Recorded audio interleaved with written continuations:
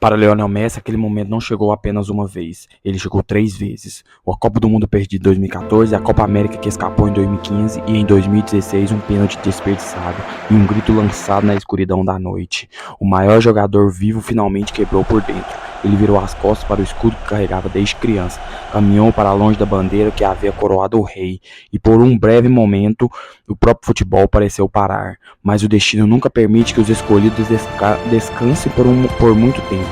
Eles o arrasta de volta, machucados, marcados, assombrados, profundamente humanos, e então exige daqueles últimos um último milagre. Nos próximos 30 minutos você verá um homem que abandonou a seleção e acabou se tornando um salvador de um país. E como a noite que quase destruiu Lionel Messi acabou dando origem à lenda que viverá muito além de todos nós. Em 13 de julho de 2014, o mundo inteiro observa enquanto Lionel Messi conduzia a seleção argentina para fora do túnel, no Maracanã, dentro do estádio, 81 mil pessoas, espalhados pelo planeta, quase 1 bilhão assistindo pela televisão.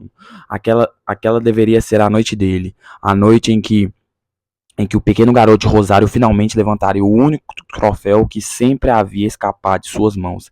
Ele já havia conquistado praticamente tudo: 4 Ligas dos Campeões da Europa, várias bolas de ouro, centenas de gols que pareciam desafiar todas as leis lógicas. Mas ainda faltava uma coisa: a Copa do Mundo, o mesmo troféu que transformou Diego Maradona em algo maior do que um ídolo, em um deus. Na Argentina, aquela comparação não era vista como cruel, ela era parte da cultura. Maradona havia dado ao país identidade. Messi deveria dar eternidade. Agora ali, um solo brasileiro na casa de um maior rival histórico. Ele tinha a oportunidade de terminar a história que o seu herói havia começado. Para Messi e talvez para toda a Argentina, aquela Copa vinha sendo um torneio extraordinário. Messi havia marcado 4 gols, entre eles 2 gols decisivos na fase de grupos, e havia carregado a Argentina até a sua primeira final de Copa do Mundo em 24 anos. Mesmo quando seu tendão começou a apertar, ele continuou jogando com dor, escondendo o mancar, sorrindo apesar da exaustão. A Argentina não era o time mais talentoso da América do Sul, mas pois possuía algo que nenhum outro país tinha: Lionel Messi. Cada passe, cada drible, cada corrida era acompanhado pelo batimento cardíaco de uma nação inteira. Eles acreditavam porque ele acreditava. E quando ele pisou naquele gramado no Rio de Janeiro, ele não era apenas um jogador de futebol. Ele era uma promessa nacional vestindo a camisa número 10. Desde o primeiro apito do árbitro, parecia que a sua própria história estava observando. A Alemanha era fria, metódica, implacável e enfrentava a magia de Messi com uma precisão quase cirúrgica. Carrinhos voavam, os nervos estavam à flor da pele. O Maracanã tremia sob o peso de cada oportunidade perdida. Aos 21 minutos de jogo, Toni Kroos errou um cabeceio. A bola sobrou perfeita para Gonzalo Higuaín. Sozinho e cerca de 12 metros do gol, o tempo congelou. Era a chance de ouro, o presente inesperado vindo da defesa alemã. Mas Higuaín chutou para fora. Messi ficou completamente parado, olhos fechados, mãos na cabeça. Aquele tipo de silêncio que só existe quando a incredulidade toma conta de tudo. Minutos depois, já no segundo tempo, era uma vez de Messi tentar reescrever o destino. Um passe cortou a defesa alemã como uma lâmina. A bola chegou limpa para Messi. Ele dominou em movimento, um toque, depois outro. O mundo inteiro parecia inclinar o corpo junto com ele. Neuer estava congelado. O gol parecia aberto. Mas Messi empurrou a bola centímetros para fora da trave e ele olhou para o céu, como se estivesse pedindo uma resposta, mas nenhuma resposta veio. A noite começou a se arrastar como uma ferida aberta que se recusava a cicatrizar. Os corpos se chocavam. Suor e lama desenhavam a história diante de todos. Cada segundo parecia mais pesado do que o anterior. Até mesmo os narradores começaram a falar mais baixo, como se levantar a voz pudesse amaldiçoar o destino. E então chegou o minuto 113. Um cruzamento vem da esquerda. A bola encontra Mário Götze. Ele domina de peito e finaliza de voleio. A bola passa por Sérgio Romero. A rede balança. Alemanha 1, Argentina 0. Por um momento, o tempo realmente parou. Se quiser, eu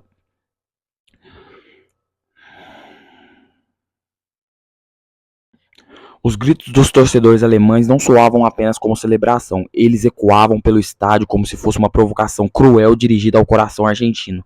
Messi permaneceu parado, enraizado no gramado, seus olhos brilhavam sob as luzes fortes do estádio. Ele não gritou, não caiu de joelho, não protestou, ele apenas ficou ali, observando a bola sair lentamente da rede.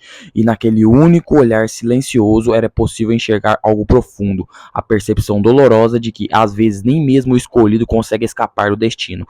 Quando o árbitro finalmente apitou o fim da partida, Messi não desabou, ele simplesmente permaneceu parado por alguns segundos, observando os jogadores alemães correndo pelo campo, celebrando, abraçando-se, rindo, gritando. Fogos de artifícios começaram a iluminar o céu do Maracanã, uma festa que deveria ter sido dele. Enquanto caminhava pelo gramado, Messi parou ao lado do troféu da Copa do Mundo. As câmeras o seguiam de perto, esperando uma reação, qualquer reação, mas não houve nenhuma lágrima, nenhum gesto, apenas silêncio.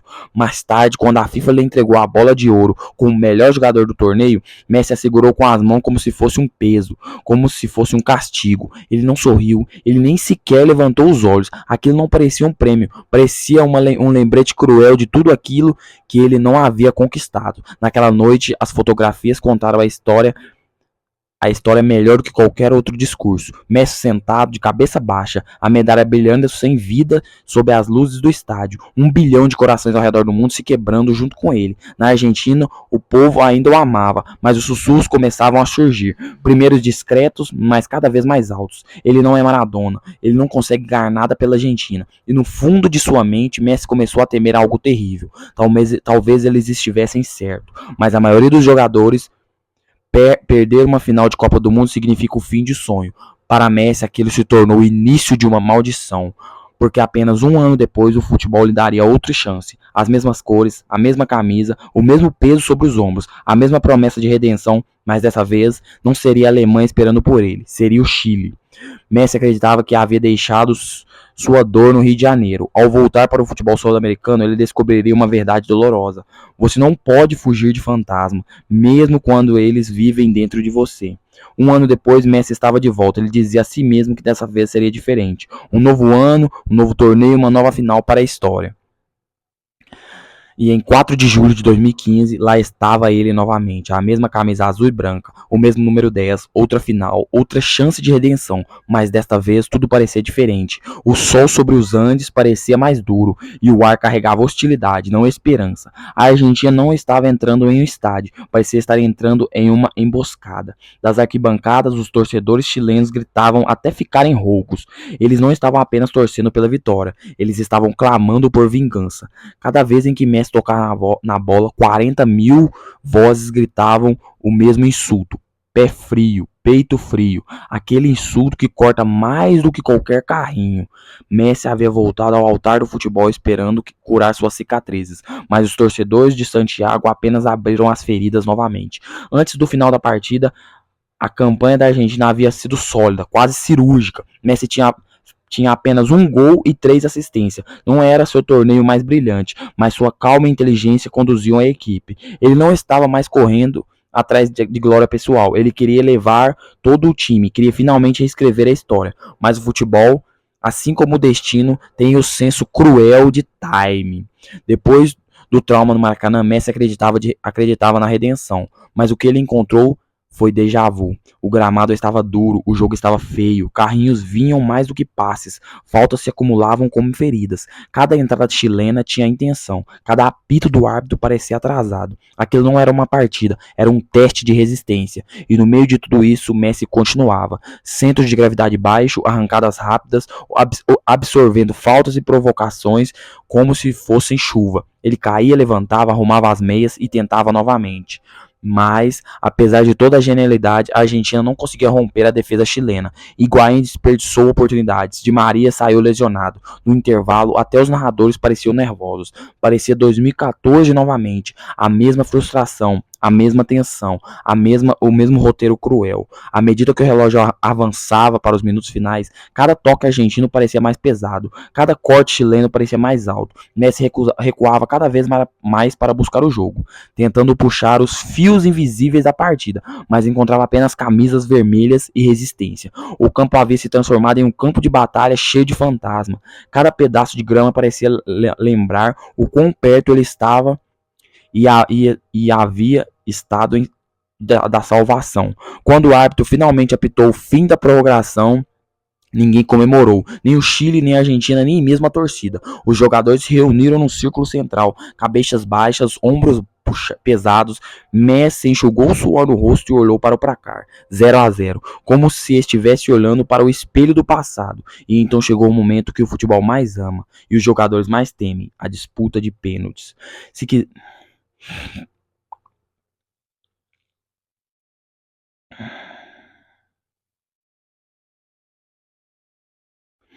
Matias Fernandes caminhou até a marca da cal.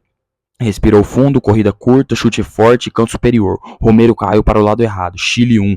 Era a vez de Messi. Ele caminhou lentamente até a bola, colocou-a no gramado com cuidado, quase com delicadeza, como se estivesse segurando algo extremamente frágil. Do outro lado estava Cláudio Bravo, amigo, ex-companheiro de clube, agora o homem que poderia arruinar tudo. De repente o mundo parecia ter encolhido, apenas dois homens, 11 metros de distância entre eles.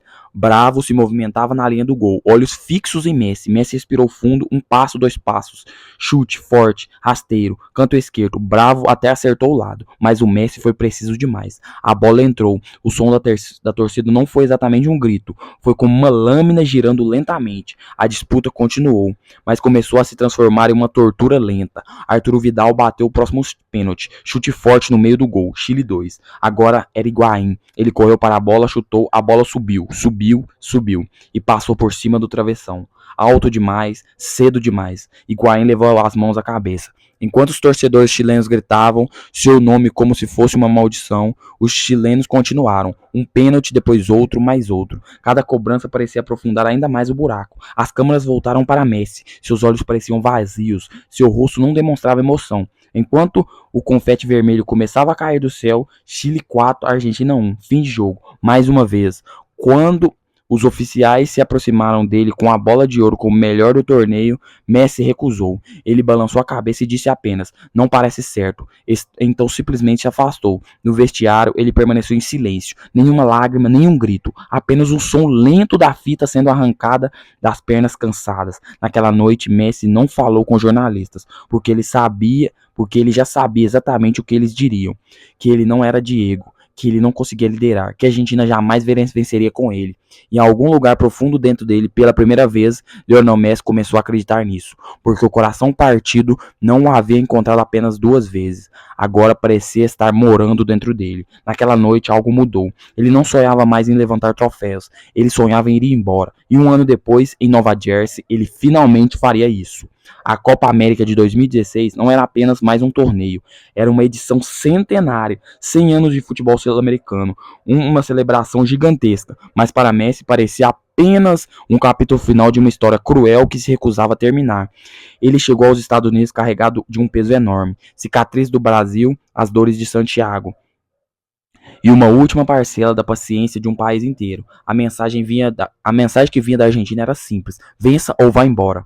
Mas nas semanas que aconteceram a final, Messi foi magnífico. 5 gols, 4 assistências, um futebol que parecia um ato de rebeldia. Ele voltou a sorrir. Na semifinal contra os Estados Unidos, ele marcou um gol de falta espetacular no ângulo e se tornou o maior artilheiro da história da seleção argentina. 55 gols. Cada um deles lembrando o quão perto genialmente e dor pode caminhar juntas. Por um momento parecia que a maldição havia desaparecido. O garoto de Rosário estava de volta. Ele até voltou a sorrir nos treinamentos, mais leve e mais livre. Mas se o destino finalmente tivesse decidido perdoá-lo. Mas o futebol sempre espera o momento perfeito para sua piada mais cruel. Em 26 de junho de 2016, no MetLife Stadium, 82 mil pessoas lotavam o estádio. fumaça vermelha, sinalizadores chilenos, o ar pesado com um mau presságio. Era a terceira final da Argentina e Chile em 3 anos. A terceira vez em que Messi ouviria o mesmo hino, veria a mesma bandeira, sentiria o mesmo medo impossível de ignorar. Desde o primeiro minuto, aquilo parecia guerra disfarçada de futebol. Carrinhos voavam, discussões explodiam. O apito do árbitro parecia apenas um ruído de fundo. O Chile pressionava alto, batendo forte, caçando o Messi em grupos. Ele tentava tudo, caía pelos lados, voltava para buscar o jogo, driblava até através de um mar de camisas vermelhas. Mas cada vez que ele conseguia avançar, o Chile o puxava de volta. O intervalo, a frustração estava estampada em seu rosto. Ele não estava apenas jogando bem, ele estava revivendo um trauma. A prorrogação chegou, com uma piada cruel. Nenhum gol, nenhum alívio, apenas cansaço. Quando o árbitro apontou novamente para a marca do pênalti, o déjà vu se tornou insuportável. Até a torcida sabia o que estava por vir. Eles já tinham visto aquele filme antes, e mesmo assim, Messi ainda esperava que dessa vez a história fosse escrita a favor dele. Mas ele estava errado. Messi foi o primeiro a caminhar até a bola. Ele não parecia nervoso, não parecia apressado, mas o silêncio em seus olhos não era confiança. Era vazio. Um homem correndo apenas com as memórias do passado. Ele colocou a bola na marca, respirou, olhou para o céu como havia feito centenas de vezes antes. 11 metros até a paz, o árbitro apitou, Messi deu 3 passos, chutou com a esquerda, mas escorregou. A bola subiu e passou por cima do travessão, desaparecendo na escuridão da noite. Por um segundo ninguém se moveu, nenhum grito, nenhuma vaia, apenas silêncio absoluto. Messi levou as mãos ao rosto, mordeu os lábios, os olhos marejados, os ombros tremendos, não de dor, mas de incredulidade. Todas as memórias do passado voltando de uma vez. Atrás dele, o Chile comemorava novamente. E a partir daquele momento, o rosto foi apenas rotina, como se fosse 2015 outra vez. O Chile venceu por 4-2 nos pênaltis. A história se repetia como um ciclo cruel. Messi ficou parado no círculo central, olhando para o gramado. O campo que havia engolido seu sonho 3 vezes em 3 anos. As câmeras se aproximavam. Suor, lágrimas, descrença. Aquilo que já parecia apenas tragédia parecia uma maldição. Quando o apito final ecoou, algo dentro dele ficou quieto. Ele não discutiu com o árbitro, não olhou para os companheiros, ele apenas se virou, caminhou para o túnel e desapareceu. Enquanto as comemorações apareciam no estádio, algo muito maior estava prestes a acontecer. Algo tão grande que até o presidente da Argentina teria que intervir.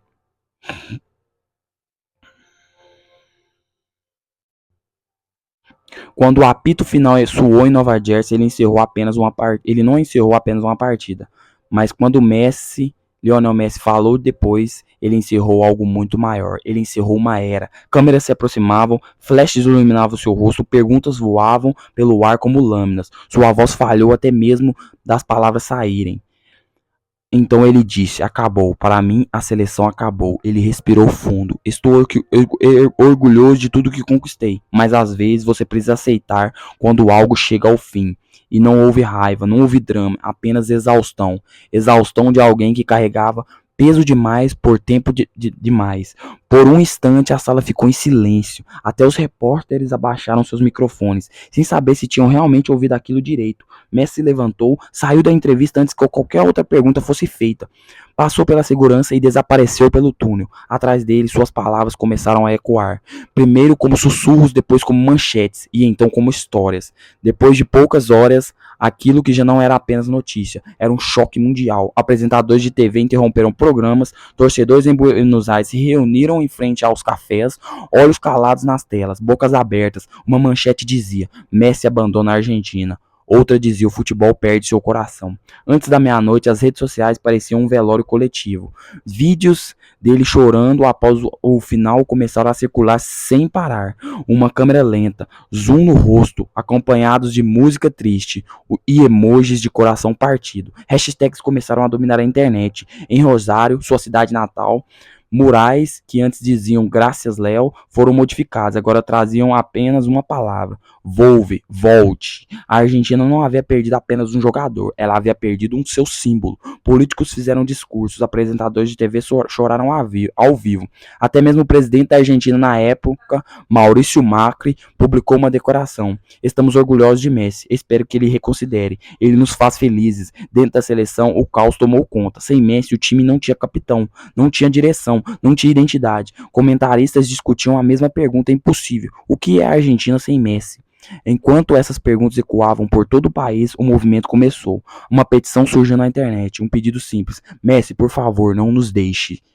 Pela manhã já havia 100 mil assinaturas, à tarde meio milhão. No dia seguinte, 1,2 milhão de pessoas havia assinado, todos pedindo a mesma coisa, que seu herói voltasse. Enquanto isso, Messi permanecia em silêncio. Ele desligou o celular, ignorou o barulho do mundo. Ele desapareceu por algumas semanas. Sem entrevistas, sem fotos, apenas família, silêncio, reflexão.